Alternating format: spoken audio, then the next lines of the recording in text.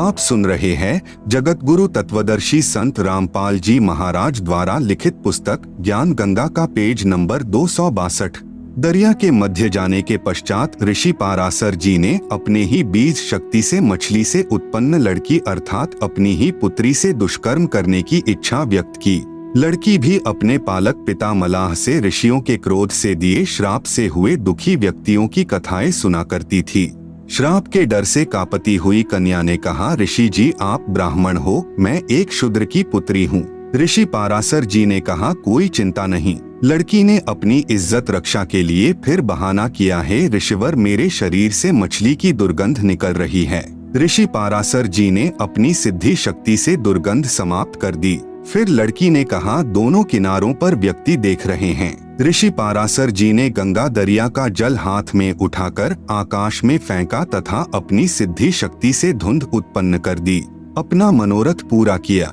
लड़की ने अपने पालक पिता को अपनी पालक माता के माध्यम से सर्व घटना से अवगत करा दिया तथा बताया कि ऋषि ने अपना नाम पाराशर बताया तथा ऋषि वशिष्ठ जी का पौत्र यानी पोता बताया था। समय आने पर कवारी के गर्भ से श्री व्यास ऋषि उत्पन्न हुए। उसी श्री पाराशर जी के द्वारा श्री विष्णु पुराण की रचना हुई है। श्री पाराशर जी ने बताया कि हे मैत्रेय, जो ज्ञान मैं तुझे सुनाने जा रहा हूँ, यही प्रसंग दक्षादि मुनियों ने नर्मदा तट पर राजा पुरुकुत्स को सुनाया था। पुरुकुत्स ने सारस्वत से और सारस्वत ने मुझसे कहा था। श्री पाराशर जी ने श्री विष्णु पुराण के प्रथम अध्याय श्लोक संख्या 31 पृष्ठ संख्या 3 में कहा है कि यह जगत विष्णु से उत्पन्न हुआ है, उन्हीं में स्थित है, वे ही इसकी स्थिति और लय के कर्ता हैं। अध्याय 2 श्लोक 15-16 पृष्ठ 4 में कहा है कि हे द्विज, परब्रह्म का प्रथम रूप पुरुष अर्थात भगवान जैसा लगता है, परंतु व्यक्त यानी महाविष्णु रूप में प्रकट होना तथा अव्यक्त यानी अदृश्य रूप में वास्तविक काल रूप में 21वें ब्रह्मांड में रहना उसके अन्य रूप हैं तथा काल उसका परम रूप है।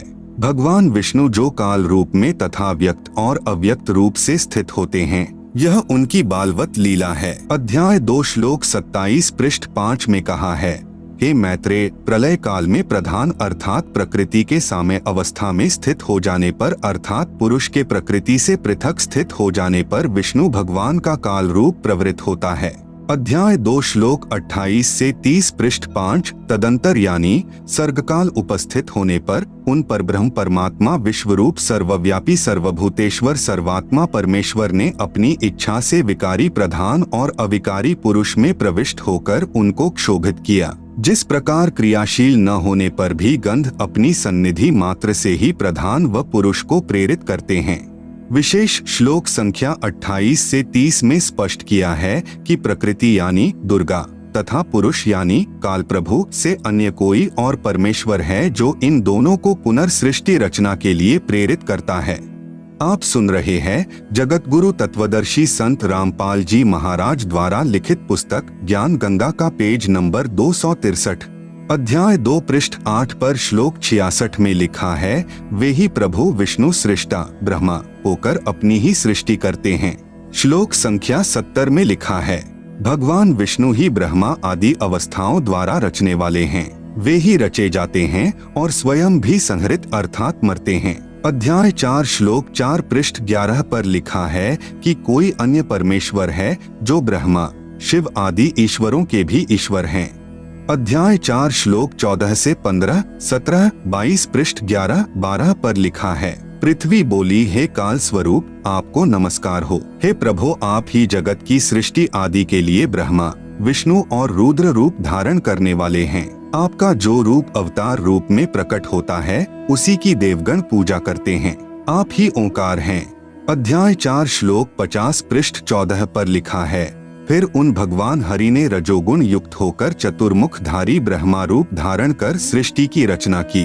उपरोक्त विवरण से सिद्ध हुआ कि ऋषि पाराशर जी ने सुना सुनाया ज्ञान अर्थात लोकवेद के आधार पर श्री विष्णु पुराण की रचना की है, क्योंकि वास्तविक ज्ञान पूर्ण परमात्मा ने प्रथम सतयुग में स्वयं प्रकट होकर श्री ब्रह्मा जी को दिया था। श्री ब्रह्मा जी ने कुछ ज्ञान तथा कुछ स्वनिर्मित काल्पनिक ज्ञान अपने वंशजों को बताया। एक दूसरे से सुनते सुनाते ही लोकवेद श्री पाराशर जी को प्राप्त हुआ। श्री पाराशर जी ने विष्णु को काल भी कहा है तथा परब्रह्म भी कहा है। उपरोक्त विवरण से यह भी सिद्ध हुआ कि विष्णु अर्थात ब्रह्म स्वरूप काल अपनी उत्पत्ति ब्रह्मा, विष्णु तथा शिव रूप से करके सृष्टि उत्पन्न करते हैं। ब्रह्म यानी काल ही ब्रह्म लोक में 3 रूपों में प्रकट होकर लीला करके छल करता है। वह स्वयं भी मरता है। विशेष जानकारी के लिए कृपया पढ़े प्रलय की जानकारी पुस्तक गहरी नजर गीता में अध्याय 8 श्लोक 17 की व्याख्या में। उसी ब्रह्म लोक में 3 स्थान बनाए हैं। एक रजोगुण प्रधान, उसमें यही काल रूपी ब्रह्म अपना ब्रह्मा रूप धारण करके रहता है तथा अपनी पत्नी दुर्गा को साथ रखकर एक रजोगुण प्रधान पुत्र उत्पन्न करता है। उसका नाम ब्रह्मा रखता है। उसी से एक ब्रह्मांड में उत्पत्ति करवाता है। इसी प्रकार उसी ब्रह्मलोक एक सद्गुण प्रधान स्थान बनाकर स्वयं अपना विष्णु रूप धारण करके रहता है तथा अपनी पत्नी दुर्गा यानी प्रकृति को पत्नी रूप में रखकर एक सद्गुण युक्त पुत्र उत्पन्न करता है। उसका नाम विष्णु रखता है। उस पुत्र से एक ब्रह्मांड में 3 लोकों यानी पृथ्वी, पाताल, स्वर्ग में स्थिति बनाए रखने का कार्य करवाता है। प्रमाण शिव पुराण गीता प्रेस गोरखपुर से प्रकाशित। अनुवाद हनुमान प्रसाद पौद्दार चिमन लाल गोस्वामी रुद्र संहिता अध्याय 6-7 पृष्ठ 102 से 103। ब्रह्मलोक में ही एक तीसरा स्थान तमगुण प्रधान रचकर उसमें स्वयं शिव रूप धारण करके रहता है तथा अपनी पत्नी दुर्गा यानी प्रकृति को साथ रखकर पति पत्नी के व्यवहार से उसी तरह तीसरा पुत्र तमोगुण युक्त उत्पन्न करता है। उसका नाम शंकर यानी शिव रखता है। इस पुत्र से 3 लोक के प्राणियों का संहार करवाता है।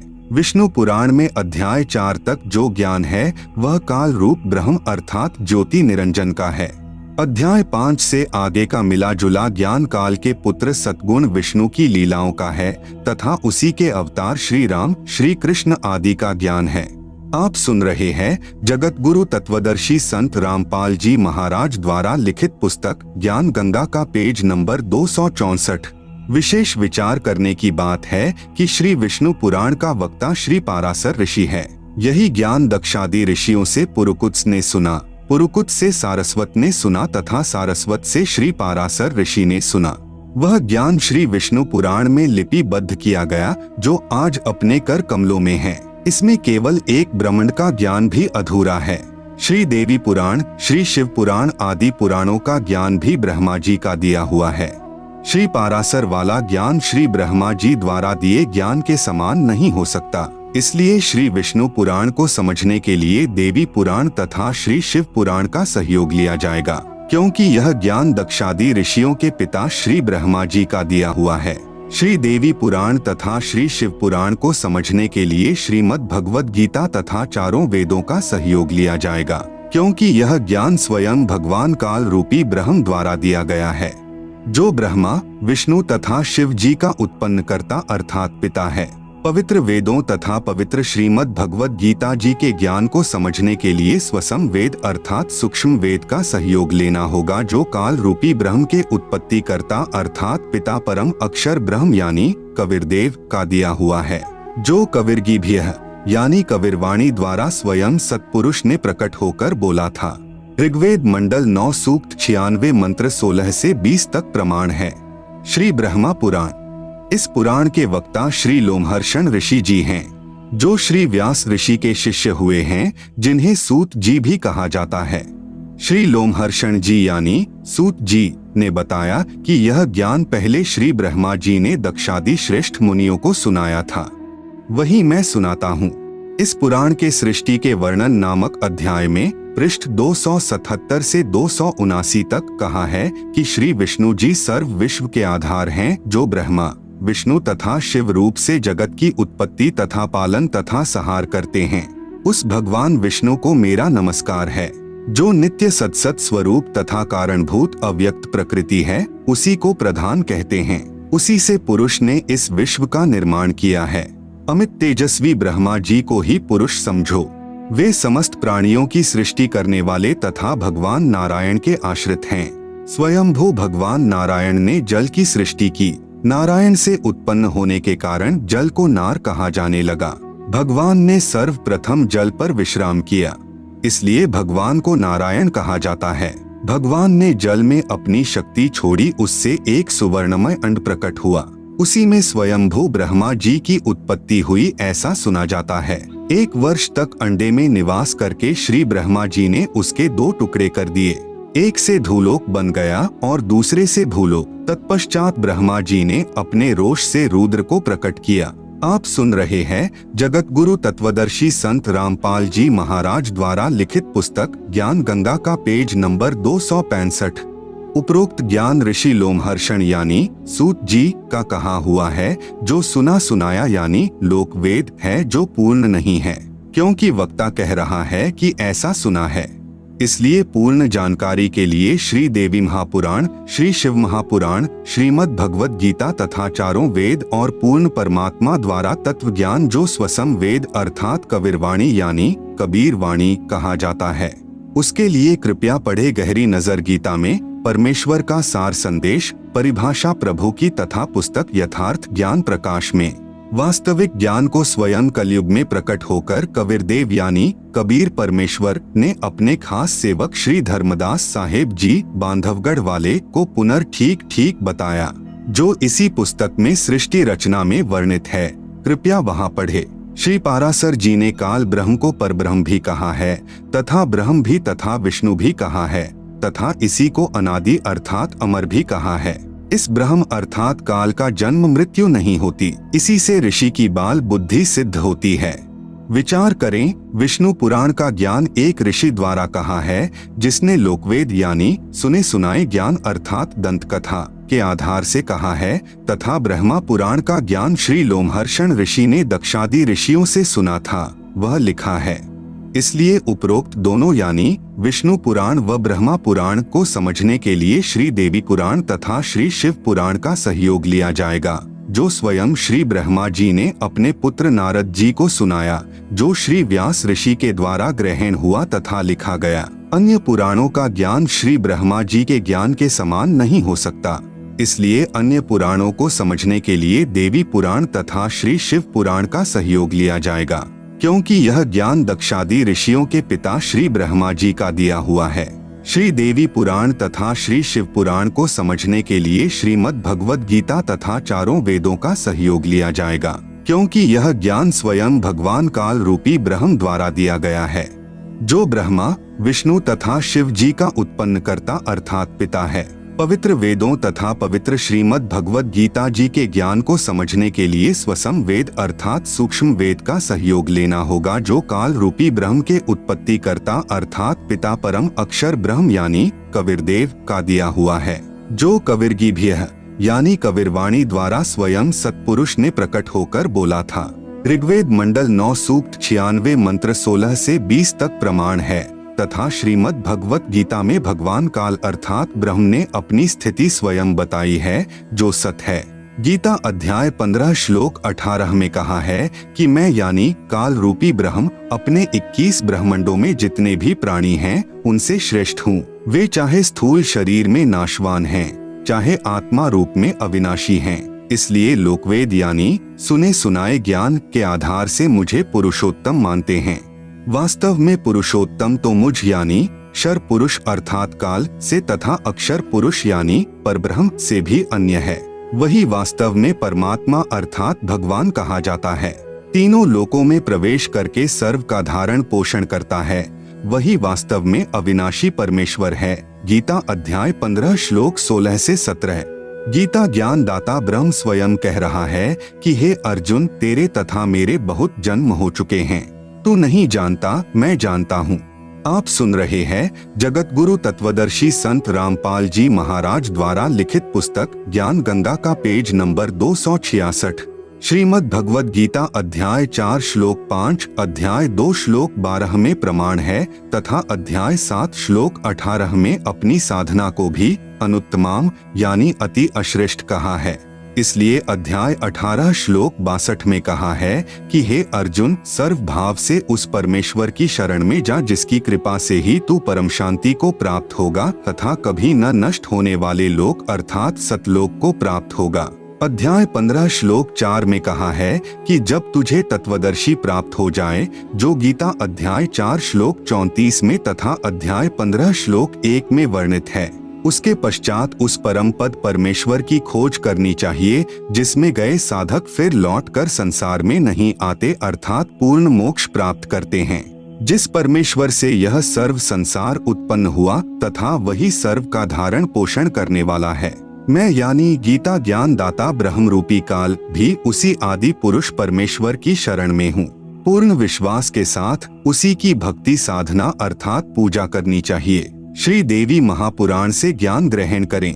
श्री देवी महापुराण से आंशिक लेख तथा सार विचार। संक्षिप्त श्रीमद् देवी भागवत सचित्र मोटा टाइप केवल हिंदी। संपादक हनुमान प्रसाद पोद्दार, चिम्मन लाल गोस्वामी। प्रकाशक गोविंद भवन कार्यालय, गीता प्रेस, गोरखपुर। श्री जगदम्बिकाय नमः। श्री देवी मद्भागवत तीसरा स्कंध। राजा परीक्षित ने श्री व्यास जी से ब्रह्मांड की रचना के विषय में पूछा। श्री व्यास जी ने कहा कि राजन, मैंने यही प्रश्न ऋषिवर नारद जी से पूछा था, वह वर्णन आपसे बताता हूँ। मैंने यानी श्री व्यास जी ने श्री नारद जी से पूछा, एक ब्रह्मांड के रचयिता कौन हैं? कोई तो श्री शंकर भगवान को इसका रचयिता मानते हैं, कुछ श्री विष्णु जी को तथा कुछ श्री ब्रह्मा जी को तथा बहुत से आचार्य भवानी को सर्व मनोरथ पूर्ण करने वाली बतलाते हैं। वे आदि माया महाशक्ति हैं तथा परम पुरुष के साथ रहकर कार्य संपादन करने वाली प्रकृति हैं। ब्रह्म के साथ उनका अभेद संबंध है। पृष्ठ 114। नारद जी ने कहा, व्यास जी, प्राचीन समय की बात है, यही संदेह मेरे हृदय में भी उत्पन्न हो गया था। तब मैं अपने पिता अमित तेजस्वी ब्रह्मा जी के स्थान पर गया और उनसे इस समय जिस विषय में तुम मुझसे पूछ रहे हो उसी विषय में मैंने पूछा। मैंने कहा, पिताजी, यह संपूर्ण ब्रह्मांड कहाँ से उत्पन्न हुआ? इसकी रचना आपने की है या श्री विष्णु जी ने या श्री शंकर जी ने? कृपया सत सत बताना। ब्रह्मा जी ने कहा, पृष्ठ 115 से 120 तथा 123, 125, 128, 129। बेटा, मैं इस प्रश्न का क्या उत्तर दूं? यह प्रश्न बड़ा ही जटिल है। पूर्व काल में सर्वत्र जल ही जल था। आप सुन रहे हैं जगत गुरु तत्वदर्शी संत रामपाल जी महाराज द्वारा लिखित पुस्तक ज्ञान गंगा का पेज नंबर 267। तब कमल से मेरी उत्पत्ति हुई। मैं कमल की कर्णिका पर बैठकर विचार करने लगा, इस अगाध जल में मैं कैसे उत्पन्न हो गया? कौन मेरा रक्षक है? कमल का डंठल पकड़कर जल में उतरा। वहाँ मुझे शेषशायी भगवान विष्णु का मुझे दर्शन हुआ। वे योग निद्रा के वशीभूत होकर गाढ़ी नींद में सोए हुए थे। इतने में भगवती योग निद्रा याद आ गईं। मैंने उनका स्तवन किया। तब वे कल्याणमयी भगवती श्री विष्णु के विग्रह से निकलकर अचिंत्य रूप धारण करके आकाश में विराजमान हो गईं। दिव्य आभूषण उनकी छवि बढ़ा रहे थे। जब योग निद्रा भगवान विष्णु के शरीर से अलग होकर आकाश में विराजने लगी, तब तुरंत ही श्रीहरि उठ बैठे। अब वहाँ मैं और भगवान विष्णु दो थे। वहीं रुद्र भी प्रकट हो गए। हम तीनों को देवी ने कहा, ब्रह्मा, विष्णु और महेश्वर, तुम भली भांति सावधान होकर अपने अपने कार्य में संलग्न हो जाओ। सृष्टि, स्थिति और संहार ये तुम्हारे कार्य हैं। इतने में एक सुंदर विमान आकाश से उतर आया। तब उन देवी ने हमें आज्ञा दी, देवताओं, निर्भीक होकर इच्छापूर्वक इस विमान में प्रवेश कर जाओ। ब्रह्मा, विष्णु और रुद्र, आज मैं तुम्हें एक अद्भुत दृश्य दिखलाती हूँ। हम तीनों देवताओं को उस पर बैठे देखकर देवी ने अपने सामर्थ्य से विमान को आकाश में उड़ा दिया। इतने में हमारा विमान तेजी से चल पड़ा और वह दिव्य धाम ब्रह्मलोक में जा पहुँचा। वहाँ एक दूसरे ब्रह्मा विराजमान थे। उन्हें देखकर भगवान शंकर और विष्णु को बड़ा आश्चर्य हुआ। भगवान शंकर और विष्णु ने मुझसे पूछा, चतुरानन, ये अविनाशी ब्रह्मा कौन हैं? मैंने उत्तर दिया, मुझे कुछ पता नहीं। सृष्टि के अधिष्ठाता ये कौन हैं? भगवान, मैं कौन हूँ और हमारा उद्देश्य क्या है? इस उलझन में मेरा मन चक्कर काट रहा है। इतने में मन के समान तीव्रगामी वह विमान तुरंत वहाँ से चल पड़ा और कैलाश के सुरमय शिखर पर जा पहुँचा। वहाँ विमान के पहुँचते ही एक भव्य भवन से त्रिनेत्रधारी भगवान शंकर निकले। वे नंदी वृषभ पर बैठे थे।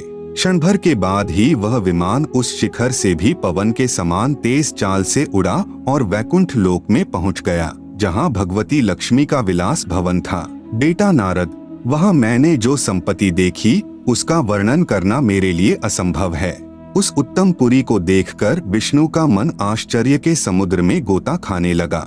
वहाँ कमल लोचन श्रीहरि विराजमान थे, 4 भुजाएं थीं। इतने में ही पवन से बातें करता हुआ वह विमान तुरंत उड़ गया। आगे अमृत के समान मीठे जल वाला समुद्र मिला।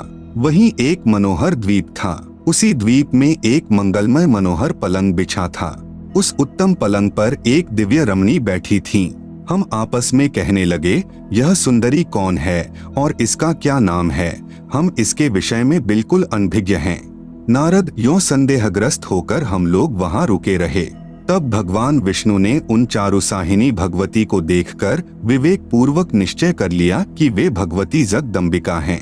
आप सुन रहे हैं जगत गुरु तत्वदर्शी संत रामपाल जी महाराज द्वारा लिखित पुस्तक ज्ञान गंगा का पेज नंबर 268। तब उन्होंने कहा कि ये भगवती हम सभी की आदि कारण हैं। महाविद्या और महामाया इनके नाम हैं। ये पूर्ण प्रकृति हैं। ये विश्वेश्वरी, वेदगर्भा एवं शिवा कहलाती हैं। ये वे ही दिव्यांगना हैं जिनके प्रलयार्णव में मुझे दर्शन हुए थे। उस समय मैं बालक रूप में था। मुझे पालने पर ये झुला रही थीं। वट वृक्ष के पत्र पर एक सुदृढ़ शैया बिछी थी। उस पर लेटकर मैं पैर के अंगूठे को अपने कमल जैसे मुख में लेकर चूस रहा था तथा खेल रहा था। ये देवी गा गाकर मुझे झुलाती थीं।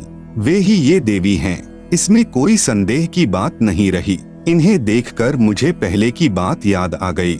ये हम सबकी जननी हैं। श्री विष्णु ने समयानुसार उन भगवती भुवनेश्वरी की स्तुति आरंभ कर दी। भगवान विष्णु बोले, प्रकृति देवी को नमस्कार है, भगवती विधात्री को निरंतर नमस्कार है। तुम शुद्ध स्वरूपा हो। यह सारा संसार तुम ही से उद्भासित हो रहा है। मैं, ब्रह्मा और शंकर, हम सभी तुम्हारी कृपा से ही विद्यमान हैं। हमारा आविर्भाव और तिरोभाव हुआ करता है। केवल तुम ही नित्य हो, जगत जननी हो, प्रकृति और सनातनी देवी हो। भगवान शंकर बोले, देवी, यदि महाभाग विष्णु तुम ही से प्रकट हुए हैं तो उनके बाद उत्पन्न होने वाले ब्रह्मा भी तुम्हारे बालक हुए। फिर मैं तमोगुणी लीला करने वाला शंकर क्या तुम्हारी संतान नहीं हुआ? अर्थात मुझे भी उत्पन्न करने वाली तुम ही हो। इस संसार की सृष्टि, स्थिति और संहार में तुम्हारे गुण सदा समर्थ हैं। उन्हीं तीनों गुणों से उत्पन्न हम ब्रह्मा, विष्णु एवं शंकर नियमानुसार कार्य में तत्पर रहते हैं। मैं, ब्रह्मा और शिव विमान पर चढ़कर जा रहे थे। हमें रास्ते में नए नए जगत दिखाई पड़े। भवानी, भला कहिए तो उन्हें किसने बनाया है? इसलिए यही प्रमाण देखें। श्रीमद्देवी भागवत महापुराण सभाष्टिकम संहात्यम, खेमराज श्री कृष्णदास प्रकाशक, मुंबई। इसमें संस्कृत सहित हिंदी अनुवाद किया है। तीसरा स्कंद अध्याय 4 पृष्ठ 10 श्लोक 42।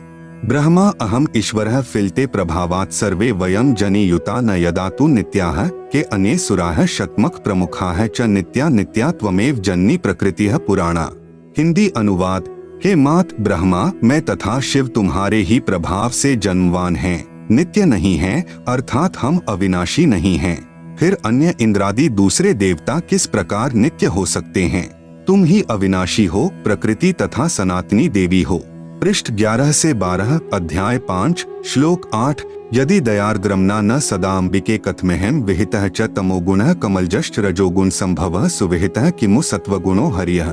अनुवाद। भगवान शंकर बोले, हे मात, यदि हमारे ऊपर आप दयायुक्त हो तो मुझे तमोगुण क्यों बनाया? कमल से उत्पन्न ब्रह्मा को रजोगुण किस लिए बनाया तथा विष्णु को सत्गुण क्यों बनाया? अर्थात जीवों के जन्म मृत्यु रूपी दुष्कर्म में क्यों लगाया? आप सुन रहे हैं जगत गुरु तत्वदर्शी संत रामपाल जी महाराज द्वारा लिखित पुस्तक ज्ञान गंगा का पेज नंबर 269 श्लोक 12। रमे से स्वप्तिम पुरुषम सदा तव गतिम न ही वह विद्म शिवे। हिंदी। अपने पति पुरुष अर्थात काल भगवान के साथ सदा भोग विलास करती रहती हो, आपकी गति कोई नहीं जानता।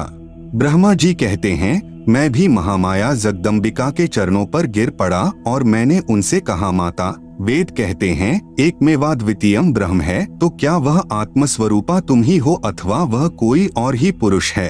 देवी ने कहा, मैं और ब्रह्म एक ही हैं। मुझ में और इन ब्रह्म में कभी किंचित मात्र भी भेद नहीं है। गौरी, ब्राह्मी, रौद्री, वाराही, वैष्णवी, शिवा, वारुणी, कौबेरी, नारसिंही और वासवी सभी मेरे रूप हैं। ब्रह्मा जी, इस शक्ति को तुम अपनी स्त्री बनाओ।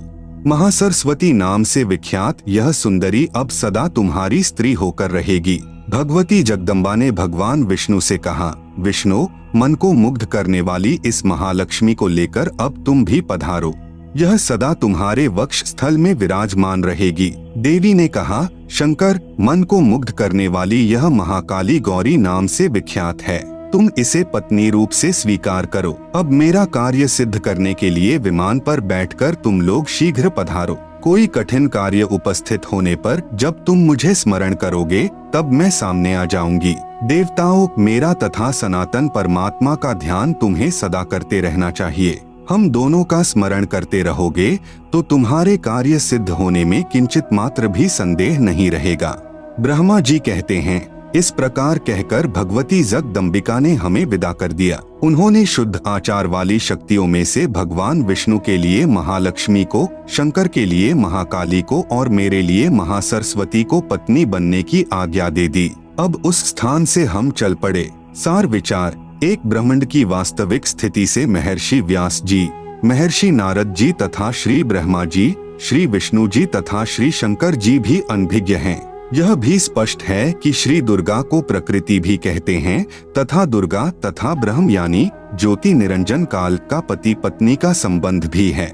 इसलिए लिखा है कि ब्रह्म के साथ प्रकृति का अभेद संबंध है, जैसे पत्नी को अर्धांगिनी भी कहते हैं। श्री ब्रह्मा जी को स्वयं नहीं पता मैं कहां से उत्पन्न हुआ। 1000 वर्ष तक जल में पृथ्वी की खोज की परंतु नहीं मिली। तब आकाशवाणी के आधार पर 1000 वर्ष तक तप किया। कमल का डंठल पकड़कर नीचे उतरा तो वहां शेष नाग की शैया पर भगवान विष्णु बेहोश पड़े थे। श्री विष्णु के शरीर में से एक देवी निकली, प्रेतनी की तरह, जो सुंदर आभूषण पहने आकाश में विराजमान हो गई। तब श्री विष्णु जी होश में आए। इतने में शंकर जी भी वहीं आ गए। आप सुन रहे हैं जगत गुरु तत्वदर्शी संत रामपाल जी महाराज द्वारा लिखित पुस्तक ज्ञान गंगा का पेज नंबर 270। उपरोक्त विवरण से सिद्ध है कि तीनों भगवान बेहोश कर रखे थे, फिर सचेत किए। आकाश से विमान आया। देवी ने तीनों प्रभुओं को विमान में बैठने का आदेश दिया। विमान को आकाश में उड़ाया। ऊपर एक ब्रह्मा, एक शिव तथा एक विष्णु और देखा जो ब्रह्मलोक में थे। विचार करें, ब्रह्मलोक में दूसरे ब्रह्मा, विष्णु तथा शिव दिखाई दिए थे। यह ज्योति निरंजन यानी ब्रह्म की ही कलाबाजी है। वही अन्य 3 रूप धारण करके ब्रह्मलोक में 3 गुप्त स्थान यानी एक रजोगुण प्रधान क्षेत्र, एक सतोगुण प्रधान क्षेत्र, एक तमोगुण प्रधान क्षेत्र बनाकर रहता है तथा प्रकृति यानी दुर्गा अष्टंगी को अपनी पत्नी रूप में रखता है। जब ये दोनों रजोगुण प्रधान क्षेत्र में होते हैं तब यह महाब्रह्मा तथा दुर्गा महासावित्री कहलाते हैं। इन दोनों के संयोग से जो पुत्र इस रजोगुण प्रधान क्षेत्र में उत्पन्न होता है वह रजोगुण प्रधान होता है। उसका नाम ब्रह्मा रख देते हैं तथा जवान होने तक अचेत करके परवरिश करते रहते हैं। फिर कमल के फूल पर रखकर सचेत कर देते हैं। जब ये दोनों महाविष्णु तथा महालक्ष्मी रूप में काल ब्रह्म तथा दुर्गा सतोगुण प्रधान क्षेत्र में रहते हैं तब दोनों के पति पत्नी व्यवहार से जो पुत्र उत्पन्न होता है वह सतोगुण प्रधान होता है। उसका नाम विष्णु रख देते हैं। कुछ दिन के पश्चात बालक को अचेत करके जवान होने तक परवरिश करते रहते हैं। फिर शेष नाग की शैया पर सुला देते हैं, फिर सचेत कर देते हैं। इसी प्रकार जब ये दोनों तमोगुण प्रधान क्षेत्र में रहते हैं तब शिवा अर्थात दुर्गा तथा महाशिव अर्थात सदाशिव के पति पत्नी व्यवहार से जो पुत्र इस क्षेत्र में उत्पन्न होता है वह तमोगुण प्रधान होता है। इसका नाम शिव रख देते हैं। इसे भी जवान होने तक अचेत रखते हैं, फिर जवान होने पर सचेत करते हैं। फिर तीनों को इकट्ठा करके विमान में बैठाकर ऊपर के लोकों का दृश्य दिखाते हैं। कहीं ये अपने आप को सर्वेस्वा न मान बैठें। गुण प्रधान क्षेत्र को समझने के लिए एक उदाहरण है। किसी मकान में 3 कमरे हैं। एक कमरे में देशभक्त शहीदों के चित्र लगे हों। जब व्यक्ति उस कमरे में जाता है तो उसके विचार भी देशभक्तों जैसे हो जाते हैं। दूसरे कमरे में साधु संतों, ऋषियों आदि के चित्र लगे हों। उस कमरे में प्रवेश करते ही मन शांत तथा प्रभु भक्ति की तरफ लग जाता है। तीसरे कमरे में अश्लील अर्धनग्न स्त्री पुरुषों के चित्र लगे हो तो मन में स्वतः बकवास घर करने लग जाती हैं। इसी प्रकार ऊपर ब्रह्म लोक में काल रूपी ब्रह्म ने 3 स्थान एक एक गुण प्रधान बनाए हैं। तीनों प्रभु यानी रजगुण ब्रह्मा जी, सतगुण विष्णु जी तथा तमगुण शिव जी अपने गुणों का प्रभाव कैसे डालते हैं। उदाहरण जैसे रसोई घर में मिर्चों का छोंक सब्जी में लगाया, मिर्च के गुण से सभी कमरों के व्यक्तियों को छींके आने लगी। जैसे साकार वस्तु मिर्च तो रसोई में थी, परंतु उसकी निराकार शक्ति अर्थात गुण ने दूर बैठे व्यक्तियों को भी प्रभावित कर दिया। ठीक इसी प्रकार तीनों प्रभु यानी श्री ब्रह्मा जी रजगुण, श्री विष्णु जी सतगुण तथा श्री शिव जी तमगुण अपने अपने लोक में रहते हुए 3 लोक पृथ्वी लोक, पाताल लोक तथा स्वर्ग लोक के प्राणियों को प्रभावित रखते हैं। आप सुन रहे हैं जगत गुरु तत्वदर्शी संत रामपाल जी महाराज द्वारा लिखित पुस्तक ज्ञान गंगा का पेज नंबर 271।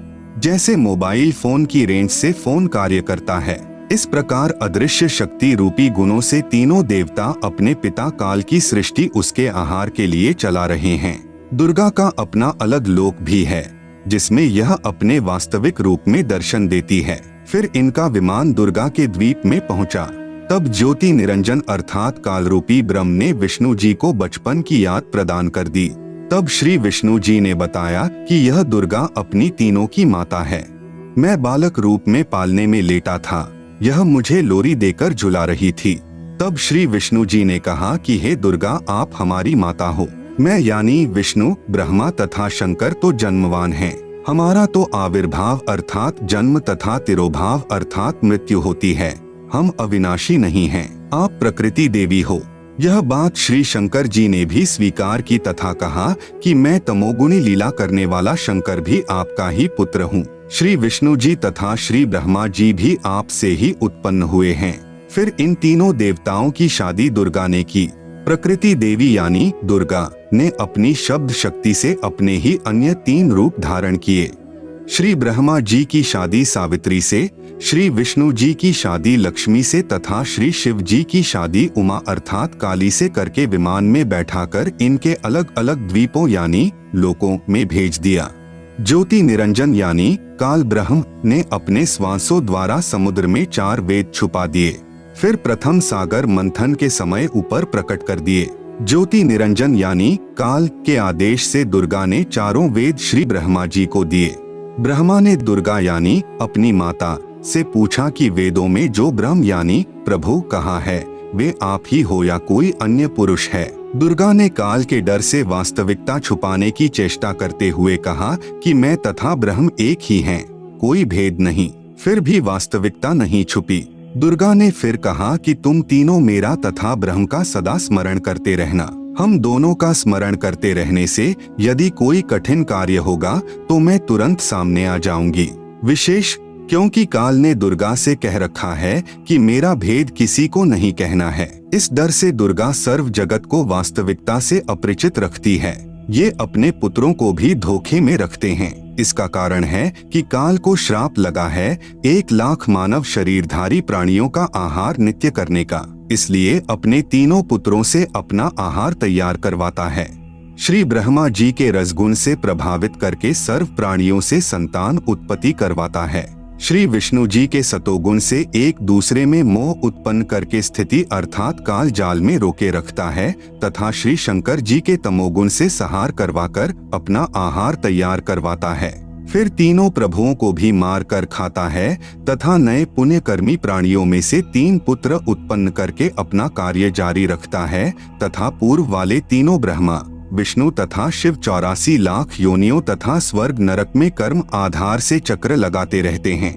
यही प्रमाण शिव महापुराण रुद्र संहिता प्रथम सृष्टि खंड अध्याय 6, 7 तथा 8, 9 में भी है। आप सुन रहे हैं जगत गुरु तत्वदर्शी संत रामपाल जी महाराज द्वारा लिखित पुस्तक ज्ञान गंगा का पेज नंबर 272 श्री शिव महापुराण से सार विचार। शिव महापुराण श्री शिव महापुराण अनुवादक श्री हनुमान प्रसाद पोद्दार प्रकाशक गोविंद भवन कार्यालय गीता प्रेस गोरखपुर मोटा टाइप अध्याय 6 रुद्र संहिता प्रथम खंड सृष्टि से निष्कर्ष अपने पुत्र श्री नारद जी के श्री शिव तथा श्री शिवा के विषय में पूछने पर श्री ब्रह्मा जी ने कहा, पृष्ठ 100 से 102, जिस पर ब्रह्म के विषय में ज्ञान और अज्ञान से पूर्ण युक्तियों द्वारा इस प्रकार विकल्प किए जाते हैं, जो निराकार पर ब्रह्म है वही साकार रूप में सदाशिव रूप धार कर मनुष्य रूप में प्रकट हुआ।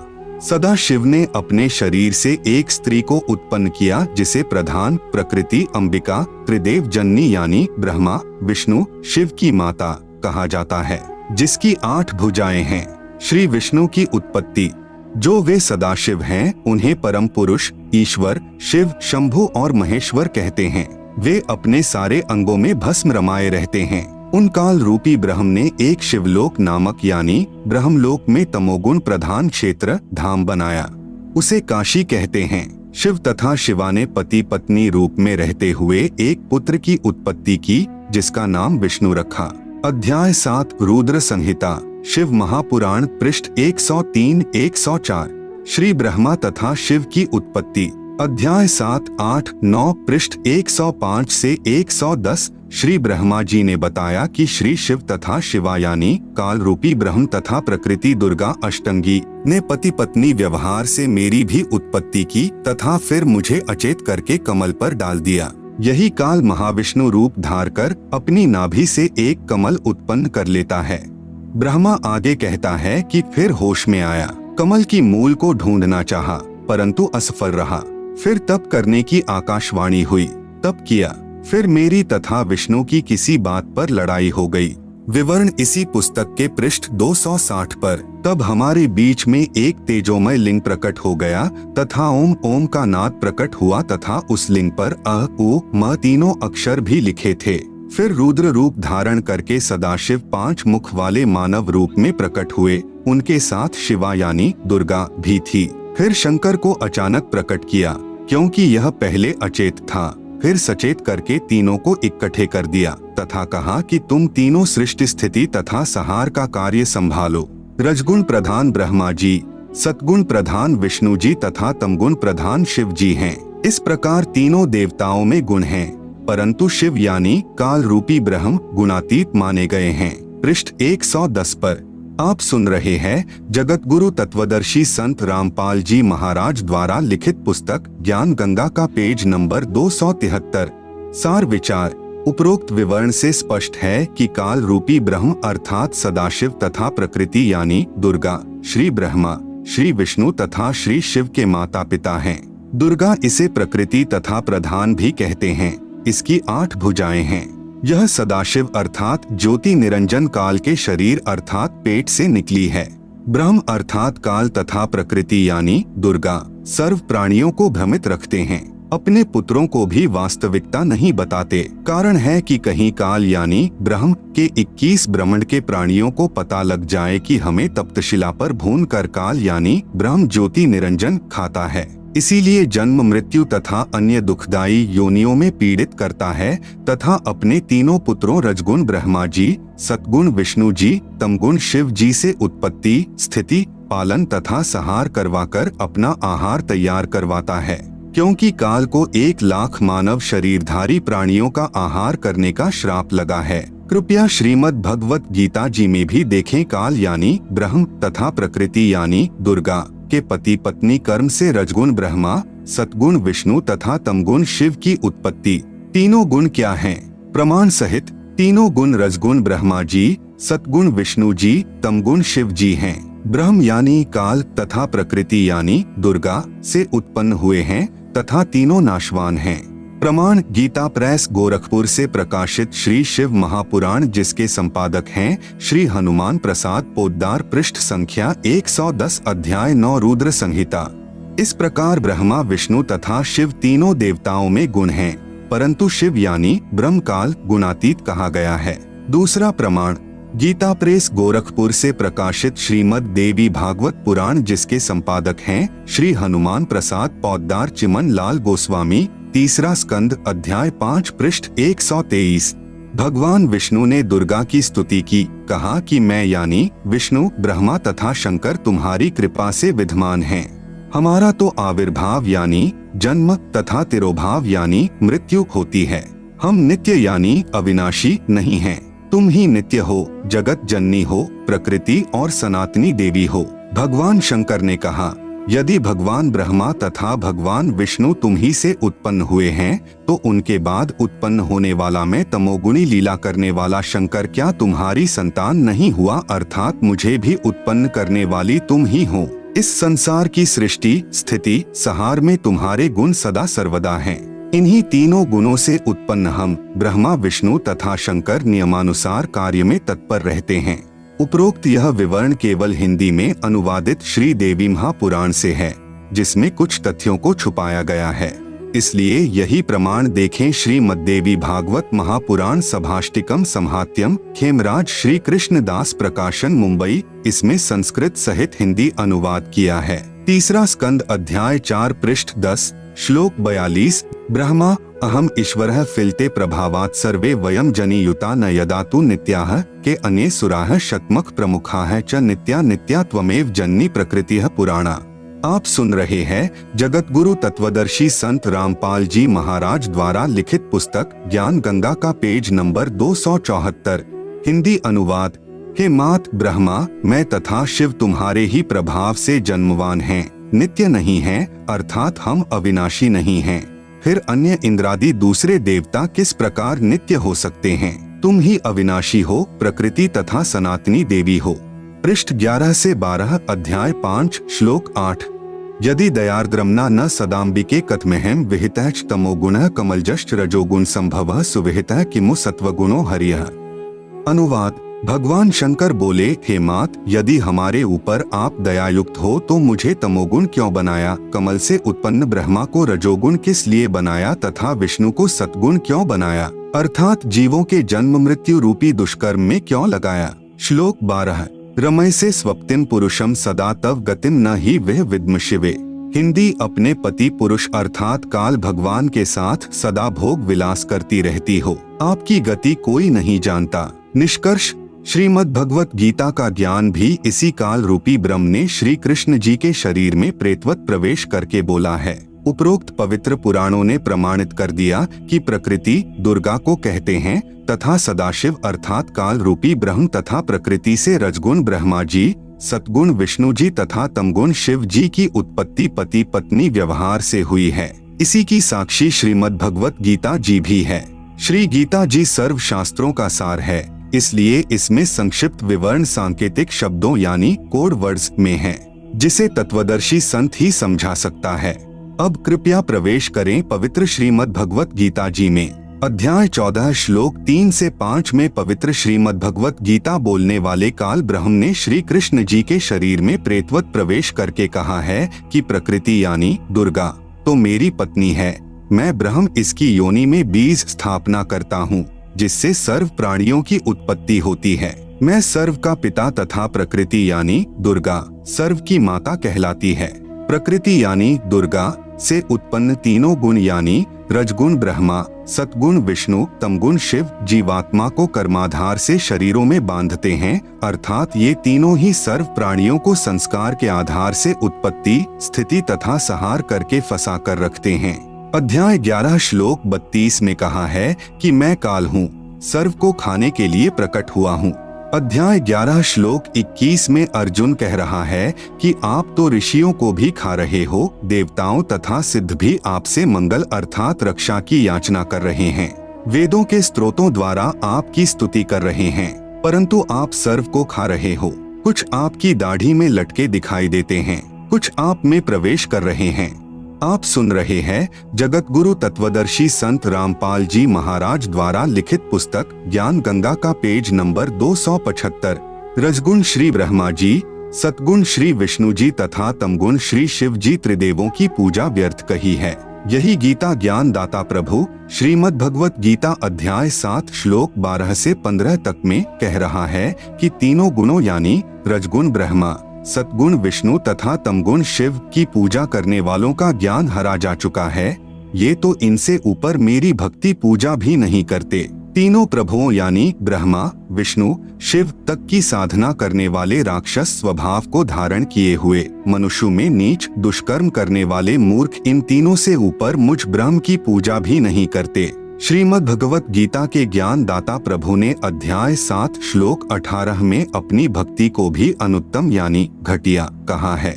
इसलिए अध्याय 15 श्लोक 4 तथा अध्याय 18 श्लोक 62 व 66 में किसी अन्य परमेश्वर की शरण में जाने को कहा है। जिस समय गीता जी का ज्ञान बोला जा रहा था उससे पहले न तो 18 पुराण थे और न ही कोई 11 उपनिषद व 6 शास्त्र ही थे, जो बाद में ऋषियों ने अपने अपने अनुभवों की पुस्तकें रची हैं। उस समय केवल पवित्र चारों वेद ही शास्त्र रूप में प्रमाणित थे और उन्हीं पवित्र चारों वेदों का सारांश पवित्र गीता जी में वर्णित है।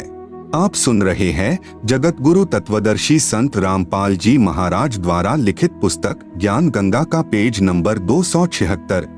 शास्त्रार्थ ने परमेश्वर के तत्व ज्ञान को उलझाया। शास्त्रार्थ कैसे होता था? 2 विद्वान प्रश्न उत्तर किया करते थे तथा श्रोतागण भी बहु संख्या में शास्त्रार्थ यानी प्रश्नोत्तर सुनने के लिए विराजमान होते थे। हार जीत का फैसला श्रोताओं के हाथ में होता था, जिन्हें स्वयं ज्ञान नहीं कि ये क्या कह रहे हैं।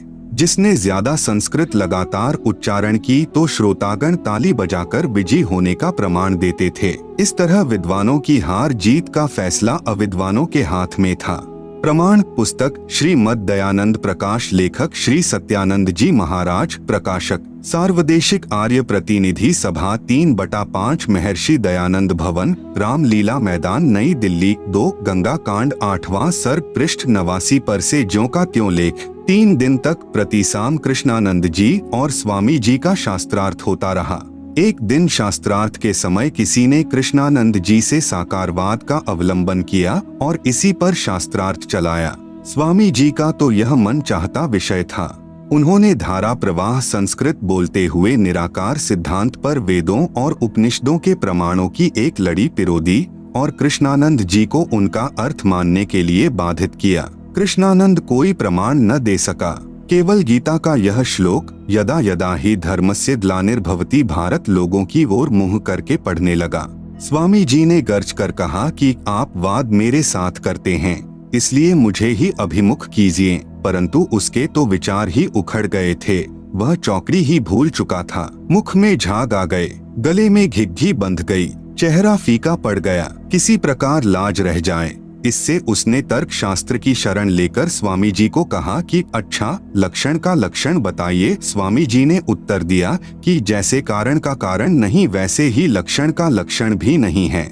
लोगों ने अपनी हंसी से कृष्णानंद की हार प्रकाशित कर दी और वह घबराकर वहां से चलता बना। उपरोक्त लेख में स्पष्ट है कि विद्वानों की हार जीत का निर्णय अविद्वान करते थे। स्वामी दयानंद जी ने लगातार संस्कृत बोल दी, श्रोताओं ने हंसी कर दी तथा महर्षि दयानंद जी को विजेता घोषित कर दिया तथा परमात्मा निराकार मान लिया। जबकि यजुर्वेद अध्याय 1 मंत्र 15 तथा यजुर्वेद अध्याय 5 मंत्र 1 में स्पष्ट है कि परमात्मा सशरीर है तथा साकार है।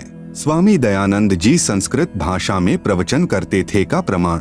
सत्यार्थ प्रकाश की भूमिका पृष्ठ 8 पर स्वामी दयानंद जी ने कहा है कि पहली बार सत्यार्थ प्रकाश छपा था। उस समय मुझे हिंदी अच्छी तरह नहीं आती थी, क्योंकि बचपन से सन 1882 यानी संवत 1939 तक संस्कृत में भाषण करता रहा। इससे सिद्ध हुआ कि स्वामी दयानंद जी संस्कृत भाषा में शास्त्रार्थ करते थे। संवत 1939 यानी सन 1882 में सत्यार्थ प्रकाश को दोबारा छपवाने के 1 वर्ष पश्चात सन 1883 में स्वामी जी का निधन हो गया। आप सुन रहे हैं जगत गुरु तत्वदर्शी संत रामपाल जी महाराज द्वारा लिखित पुस्तक ज्ञान गंगा का पेज नंबर 277। स्पष्ट हुआ कि निधन के 1 वर्ष पूर्व ही स्वामी दयानंद जी ने हिंदी भाषा को जाना। इससे पूर्व संस्कृत में प्रवचन यानी व्याख्यान करते थे। श्रोतागण संस्कृत से अपरिचित होते थे और वे ही विद्वानों की हार जीत का फैसला करते थे। अब यह दासों का भी दास यानी रामपाल दास चाहता है कि सर्व पवित्र धर्मों की प्रभु चाहने वाली पुण्यात्माएं तत्व ज्ञान से परिचित हो जाएं। तब स्वयं लाल व लालडी की परख यानी पहचान कर लिया करेंगे। कथा, एक सेठ के 2 पुत्र थे, एक 16 वर्ष का, दूसरा 18 वर्ष का। पिताजी का देहांत हो गया। बच्चों की माताजी ने एक कपड़े में लिपटे लाल अपने बच्चों के हाथ में रखे तथा कहा, पुत्रो यह लाल ले जाओ तथा अपने ताऊ जी यानी पिताजी के बड़े भाई को कहना कि हमारे पास पैसे नहीं हैं। यह लाल अपने पास रख लो तथा व्यापार में हमारा हिस्सा कर लो। हम अकेले बालक व्यापार नहीं कर सकते। दोनों बच्चे माताजी के दिए हुए लालों को लेकर अपने ताऊ जी के पास गए तथा जो माताजी ने कहा था प्रार्थना की। उस सेठ यानी ताऊ जी ने लालों को देखा तथा बच्चों की प्रार्थना स्वीकार करके कहा, पुत्र इन लालों को अपनी माताजी को दे आओ, संभाल कर रख लेगी। आप मेरे साथ दूसरे शहर में चलो, मुझे बहुत उधार माल मिल जाता है, वापस आकर इन लालों को प्रयोग कर लेंगे। दोनों बालक ताऊ जी के साथ दूसरे शहर में गए। एक दिन ताऊ जी ने एक लाल बच्चों को दिया तथा कहा, पुत्रो यह लाल है, इसे उस सेठ को देकर आना जिससे कल 50,000 का माल उधार लिया था तथा कहना कि यह लाल रख लो, हम वापस आकर आपका ऋण चुका देंगे तथा अपना लाल वापस ले लेंगे। दोनों बच्चों ने सेठ को उपरोक्त विवरण कहा। तब सेठ ने एक जौहरी बुलाया। जौहरी ने लाल को परख कर बताया कि यह लाल नहीं है, यह तो लालडी है जो 100 रुपए की भी नहीं है। लाल की कीमत तो 9 लाख रुपए होती है। सेठ ने भली बुरी कहते हुए उस लालडी को गली में दे मारा। बच्चे उस लालडी को उठाकर अपने ताऊ जी यानी अंकल के पास आए। आंखों में आंसू भरे हुए सर्व वृतांत सुनाया कि एक व्यक्ति ने बताया कि यह लाल नहीं है, यह तो लालडी है। ताऊ जी यानी अंकल ने कहा, पुत्र वह जौहरी था, वह सही कह रहा था, यह तो वास्तव में लालडी है, इसकी कीमत तो 100 रुपया भी नहीं है। पुत्रों मेरे से धोखा हुआ है, लाल तो यह है, गलती से मैंने ही आपको लालडी दे दी। अब जाओ तथा सेठ से कहना मेरे ताऊ जी यानी अंकल जी धोखेबाज नहीं हैं, लाल के धोखे में लालडी दे दी। दोनों भाई फिर गए उसी व्यापारी के पास तथा कहा कि मेरे ताऊ जी ऐसे धोखेबाज व्यक्ति नहीं हैं, सेठ जी गलती से लाल के स्थान पर लालडी दे दी थी, यह लो लाल। जौहरी ने बताया कि वास्तव में यह लाल है, वह लालडी थी। सामान लेकर वापस अपने शहर लौट आए। तब ताऊ यानी अंकल जी ने कहा, पुत्रों अपनी माताजी से लाल ले आओ, उधार ज्यादा हो गई है। आप सुन रहे हैं जगत गुरु तत्वदर्शी संत रामपाल जी महाराज द्वारा लिखित पुस्तक ज्ञान गंगा का पेज नंबर 278। दोनों बच्चों ने अपनी माताजी से लाल लेकर कपड़े में से निकाल कर देखा तो वे लालडी थी, लाल एक भी नहीं था। ताऊ जी ने बच्चों को लाल तथा लालडी की पहचान करवा दी थी।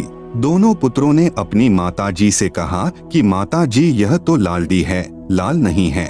दोनों बच्चे वापस ताऊ जी के पास आए तथा कहा कि मेरी माँ बहुत भोली है, उसे लाल व लालडी का ज्ञान नहीं है, वे लाल नहीं हैं, लालडी हैं। सेठ ने कहा, पुत्रों ये उस दिन भी लालडी ही थी जिस दिन मेरे पास लेकर आए थे। यदि मैं लालडी कह देता तो आपकी माताजी कहती कि मेरा पति नहीं रहा, इसलिए अब मेरे लालों को भी लालडी बता रहा है।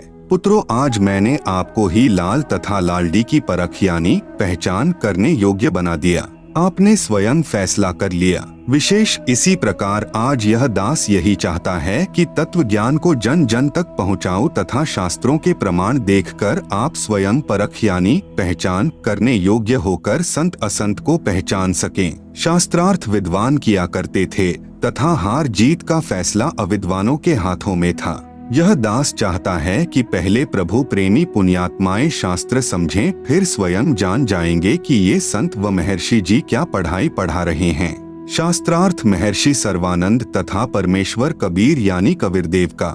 एक सर्वानंद नाम के महर्षि थे। उसकी पूज्य माता श्रीमती शारदा देवी पाप कर्म फल से पीड़ित थी। उसने सर्व पूजाएं व जंत्र मंत्र कष्ट निवारण के लिए वर्षों किए। शारीरिक पीड़ा निवारण के लिए वैद्यों की दवाइयाँ भी खाई, परंतु कोई राहत नहीं मिली। उस समय के महर्षियों से उपदेश भी प्राप्त किया, परंतु सर्व महर्षियों ने कहा कि बेटी शारदा यह आपका पाप कर्म दंड प्रारब्ध कर्म का है, यह क्षमा नहीं हो सकता, यह भोगना ही पड़ता है। भगवान श्री राम ने बाली का वध किया था। उस पाप कर्म का दंड श्री राम यानी विष्णु वाली आत्मा ने श्री कृष्ण बनकर भोगा। श्री बाली वाली आत्मा शिकारी बनी, जिसने श्री कृष्ण जी के पैर में विषाक्त तीर मारकर वध किया। इस प्रकार गुरु जी व महंतों व संतों ऋषियों के विचार सुनकर दुखी मन से भक्तमती शारदा अपना प्रारब्ध पाप कर्म का कष्ट रो रो कर भोग रही थी। एक दिन किसी निजी रिश्तेदार के कहने पर काशी में स्वयंभू यानी स्वयं सशरीर प्रकट हुए कबीरदेव यानी कबीर परमेश्वर अर्थात कबीर प्रभु से उपदेश प्राप्त किया तथा उसी दिन कष्ट मुक्त हो गई। क्योंकि पवित्र यजुर्वेद अध्याय 5 मंत्र 32 में लिखा है कि कबीरंघारिसी अर्थात कबीर यानी कबीर, अंघारी यानी पाप का शत्रु, असी यानी है।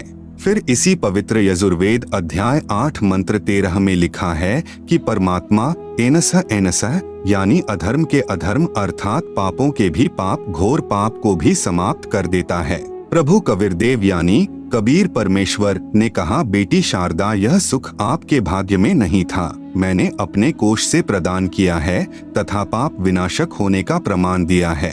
आप सुन रहे हैं जगत गुरु तत्वदर्शी संत रामपाल जी महाराज द्वारा लिखित पुस्तक ज्ञान गंगा का पेज नंबर 279। आपका पुत्र महर्षि सर्वानंद जी कहा करता है कि प्रभु पाप क्षमा यानी विनाश नहीं कर सकता तथा आप मेरे से उपदेश प्राप्त करके आत्म कल्याण करो। भक्तमती शारदा जी ने स्वयं आए परमेश्वर कबीर प्रभु यानी कबीरदेव से उपदेश लेकर अपना कल्याण करवाया। महर्षि सर्वानंद जी को जो भक्तमती शारदा का पुत्र था, शास्त्रार्थ का बहुत चाव था। उसने अपने समकालीन सर्व विद्वानों को शास्त्रार्थ करके पराजित कर दिया। फिर सोचा कि जन जन को कहना पड़ता है कि मैंने सर्व विद्वानों पर विजय प्राप्त कर ली है, क्यों न अपनी माता जी से अपना नाम सर्वाजीत रखवा लूं। यह सोचकर अपनी माता श्रीमती शारदा जी के पास जाकर प्रार्थना की। कहा कि माता जी मेरा नाम बदलकर सर्वाजीत रख दो। माता ने कहा कि बेटा सर्वानंद क्या बुरा नाम है। महर्षि सर्वानंद जी ने कहा, माता जी मैंने सर्व विद्वानों को शास्त्रार्थ में पराजित कर दिया है, इसलिए मेरा नाम सर्वाजीत रख दो। माता जी ने कहा कि बेटा एक विद्वान मेरे गुरु महाराज कबीरदेव यानी कबीर प्रभु को भी पराजित कर दे, फिर अपने पुत्र का नाम आते ही सर्वाजीत रख दूंगी। माता के ये वचन सुनकर श्री सर्वानंद पहले तो हंसा, फिर कहा, माता जी आप भी भोली हो। वह जुलाहा यानी धानक कबीर तो अशिक्षित है, उसको क्या पराजित करना, अभी गया अभी आया। महर्षि सर्वानंद जी सर्व शास्त्रों को एक बैल पर रखकर कबीरदेव यानी कबीर परमेश्वर की झोंपड़ी के सामने गया। परमेश्वर कबीर जी की धर्म की बेटी कमाली पहले कुएं पर मिली, फिर द्वार पर आकर कहा, आओ महर्षि जी, यही है परमपिता कबीर का घर। श्री सर्वानंद जी ने लड़की कमाली से अपना लोटा पानी से इतना भरवाया कि यदि जरा सा जल और डाले तो बाहर निकल जाए तथा कहा कि बेटी यह लोटा धीरे धीरे ले जाकर कबीर को दे तथा जो उत्तर वह देवे वह मुझे बताना। लड़की कमाली द्वारा लाए लोटे में परमेश्वर कबीर यानी कबीरदेव जी ने एक कपड़े सीने वाली बड़ी सुई डाल दी। कुछ जल लोटे से बाहर निकलकर पृथ्वी पर गिर गया तथा कहा, पुत्री यह लोटा श्री सर्वानंद जी को लौटा दो। लोटा वापस लेकर आई लड़की कमाली से सर्वानंद जी ने पूछा कि क्या उत्तर दिया कबीर ने। कमाली ने प्रभु द्वारा सुई डालने का वृतांत सुनाया। तब महर्षि सर्वानंद जी ने परम पूज्य कबीर परमेश्वर यानी कबीरदेव से पूछा कि आपने मेरे प्रश्न का क्या उत्तर दिया। प्रभु कबीर जी ने पूछा कि क्या प्रश्न था आपका। श्री सर्वानंद महर्षि जी ने कहा, मैंने सर्व विद्वानों को शास्त्रार्थ में पराजित कर दिया है। मैंने अपनी माता जी से प्रार्थना की थी कि मेरा नाम सर्वाजीत रख दो। मेरी माता जी ने आपको पराजित करने के पश्चात मेरा नाम परिवर्तन करने को कहा है। आपके पास लोटे को पूर्ण रूपेण जल से भरकर भेजने का तात्पर्य है कि मैं ज्ञान से ऐसे परिपूर्ण हूँ जैसे लोटा जल से, इसमें और जल नहीं समाएगा, वह बाहर ही गिरेगा, अर्थात मेरे साथ ज्ञान चर्चा करने से कोई लाभ नहीं होगा। आपका ज्ञान मेरे अंदर नहीं समाएगा, व्यर्थ ही थूक मथोगे, इसलिए हार लिख दो, इसी में आपका हित है।